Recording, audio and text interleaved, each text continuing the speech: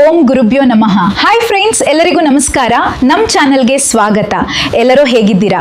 ಇವತ್ತಿನ video start ಮಾಡೋಣ. ಒಬ್ಬ ಹೆಂಗಸು ನಿಮ್ಮನೆಗೆ ಆಗಾಗ ಬಂದು ಹೋಗ್ತಾ ಇದ್ದಾಳೆ. ಇವಳು ಯಾರೋ ದೂರದ ನೆಂಟಳಲ್ಲ ಅಥವಾ ಅಪರಿಚಿತ ಪಕ್ಕದ ಮನೆಯವಳಲ್ಲ, ಬದಲಿಗೆ ನಿಮ್ಮ ಅತ್ಯಂತ ಆಪ್ತರಲ್ಲಿ ಒಬ್ಳು. ಇವಳ ಅತಿ ದೊಡ್ಡ ನಿಶಾನೆಯನ್ನು ಹಿಂದೆ ನಿಮ್ಮ ತಲೆಯಲ್ಲಿ ಇಟ್ಕೊಳ್ಳಿ. ಇವಳು ಯಾವಾಗ ನಿಮ್ಮನೆಗೆ ಬಂದರೂ ಕೂಡ ಇವಳ ಕಣ್ಣುಗಳು ನಿಮ್ಮ ಮನೆಯ ದೇವರ ಮಂದಿರದಲ್ಲಾಗಲಿ ಅಥವಾ ನಿಮ್ಮ ಮುಖದ ಮೇಲಾಗಲಿ ಇರೋದಿಲ್ಲ. ಇವಳು ಯಾವಾಗಲೂ ನಿಮ್ಮ ಮನೆಯ ವಸ್ತುಗಳನ್ನು ಒಂದು ವಿಚಿತ್ರವಾದ ಟಕ ನೋಟದಿಂದ ಗಮನಿಸ್ತಾ ಇರ್ತಾಳೆ. ನಿಮ್ಮ ಮನೆಗೆ ಯಾವುದೇ ಹೊಸ ಸಾಮಾನು ಬರಲಿ, ನೀವು ಹೊಸ ಬಟ್ಟೆ ಹಾಕ್ಕೊಳ್ಳಿ, ನಿಮ್ಮ ಹೆಂಡತಿ ಹೊಸ ಒಡವೆ ತರಿಸಲಿ ಅಥವಾ ಮನೆಯಲ್ಲಿ ಯಾವುದೇ ಚಿಕ್ಕ ಖುಷಿಯ ವಾತಾವರಣ ಇರಲಿ, ಇವಳ ಕಣ್ಣುಗಳಲ್ಲಿ ಒಂದು ಭೀಕರವಾದ ಉರಿ ಮತ್ತು ಜಿಲಸ್ ಅನ್ನೋದು ಇರುತ್ತೆ. ನಿಮ್ಮ ಮಕ್ಕಳು ಜೀವನದಲ್ಲಿ ಏನಾದರೂ ಸಾಧನೆ ಮಾಡಿದರೆ, ಸ್ಕೂಲ್ ಅಥವಾ ನೌಕರಿಯಲ್ಲಿ ಮುಂದೆ ಬಂದರೆ, ಇವಳು ಮೇಲ್ನೋಟಕ್ಕೆ ಚಪ್ಪಾಳೆ ತಟ್ಟಿ ತುಂಬ ಸಂತೋಷ ಪಡುವಂತೆ ಆ್ಯಕ್ಟಿಂಗ್ ಮಾಡ್ತಾಳೆ. ಮಕ್ಕಳ ತಲೆಯ ಮೇಲೆ ಕೈ ಇಟ್ಟು ಹರಕೆ ಮಾಡುವಂತೆ ನಟಿಸ್ತಾಳೆ, ಆದರೆ ಒಳಗೊಳಗೆ ಇವಳ ರಕ್ತ ಉರಿದು ಕರಗಲಾಗಿರುತ್ತೆ. ನಿಮ್ಮ ಮಕ್ಕಳು ಇವಳ ಮಕ್ಕಳಿಗಿಂತ ಮುಂದೆ ಹೋಗ್ತಾ ಇರೋದು ಇವಳಿಗೆ ಅರ್ಥಾತ್ ಇಷ್ಟ ಆಗೋದಿಲ್ಲ. ಇವಳು ನಿಮ್ಮ ಮುಖದ ಮುಂದೆ ಅತ್ಯಂತ ಸಿಹಿಯಾಗಿ ಮಾತನಾಡ್ತಾಳೆ. ಅಬ್ಬಾ, ನೀವು ತುಂಬ ಪ್ರಗತಿ ಸಾಧಿಸಿದ್ದೀರಿ, ಭಗವಂತ ನಿಮಗೆ ಇನ್ನೂ ಒಳ್ಳೆಯದು ಮಾಡಲಿ, ನಿಮ್ಮ ಖುಷಿಯೇ ನಿಮ್ಮ ಖುಷಿ, ನಿಮ್ಮ ಖುಷಿನೇ ನಮ್ಮ ಖುಷಿ, ನಿಮ್ಮ ಮನೆ ಸ್ವರ್ಗದ ಥರ ಇದೆ ಅಂತ ಹೊಗಳ್ತಾಳೆ. ಆದರೆ ಫ್ರೆಂಡ್ಸ್, ಇವಳ ನಾಲಿಗೆಯ ಮೇಲೆ ಮತ್ತು ಹೃದಯದ ಆಳದಲ್ಲಿ ಅತ್ಯಂತ ಅಪಾಯಕಾರಿಯಾದ ವಿಷ ಅನ್ನೋದು ತುಂಬಿಕೊಂಡಿದೆ.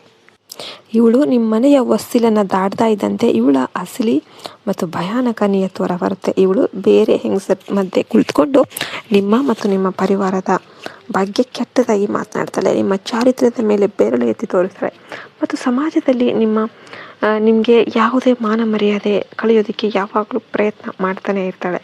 ಅತ್ಯಂತ ಕರಾಳ ವಿಷಯ ಏನಪ್ಪ ಅಂದರೆ, ಇದೇ ಹೆಂಗಸು ನಿಮ್ಮ ಅಸನ್ಮುಖಿ ಸಂಸಾರವನ್ನು ಸ್ಮಶಾನ ಮಾಡೋದಕ್ಕೆ ನಿಮ್ಮ ಮನೆಯ ಹೊರಗಿನ ಮಣ್ಣು, ನಿಮ್ಮ ಅಥವಾ ನಿಮ್ಮ ಮಕ್ಕಳ ಹಳೆಯ ಬಟ್ಟೆ, ನಿಮ್ಮ ಪಾದರಕ್ಷೆಯ ಧೂಳು ಮತ್ತು ನಿಮ್ಮ ಬಾಚಿಣಿಕೆಯಿಂದ ತೆಗೆದ ಕೂದಲುಗಳು ಕದ್ದುಕೊಂಡ್ಬಿಟ್ಟು ಒಯ್ದು ತಾಂತ್ರಿಕನಿಗೆ ಒಪ್ಪಿಸ್ತಾಳೆ. ಇವಳೇ ಆ ಹೆಂಗಸು ಯಾರು ಇಂದು ರಾತ್ರಿ ಆ ಕರಾಳ ಹವನ ಕುಂಡದ ಮುಂದೆ ಕುಳಿತು ನಿಮ್ಮ ಖುಷಿಯ ಆಹುತಿಯನ್ನು ಕೊಡ್ತಾ ಇದ್ದಾಳೆ ನೋಡಿ. ಅವಳು ಮಕ್ಸದ್ ಒಂದೇ, ನಿಮ್ಮ ಮನೆಯಲ್ಲಿ ಯಾವಾಗಲೂ ಕ್ಲೇಶದ ತಾಂಡವ ಆಡಬೇಕು. ಗಂಡ ಹೆಂಡತಿಯಲ್ಲಿ ಎಂದು ಒಮ್ಮತ ಇರಬಾರ್ದು. ಸಣ್ಣ ವಿಷಯಕ್ಕೂ ಕೂಡ ಜಗಳ ಆಗಿ ಬೇರೆಯಾಗುವ ಸಂದರ್ಭ ಬರಬೇಕು ಮತ್ತು ನಿಮ್ಮ ಮಕ್ಕಳು ಎಂದಿಗೂ ಪ್ರಗತಿಯ ಹಾದಿಯಲ್ಲಿ ನಡಿಬಾರ್ದು ಅನ್ನೋದು ಇವಳ ಇಂಟೆನ್ಷನ್.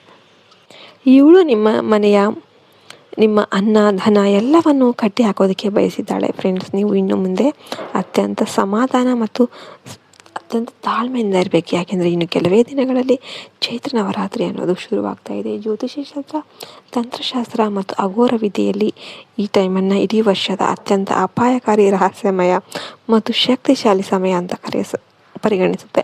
ಈ ಸಮಯದಲ್ಲಿ ಎರಡು ಶಕ್ತಿಗಳು ತುಂಬ ಉತ್ತುಂಗದಲ್ಲಿರುತ್ತೆ, ಸಕಾರಾತ್ಮಕ ಮತ್ತು ನಕಾರಾತ್ಮಕ.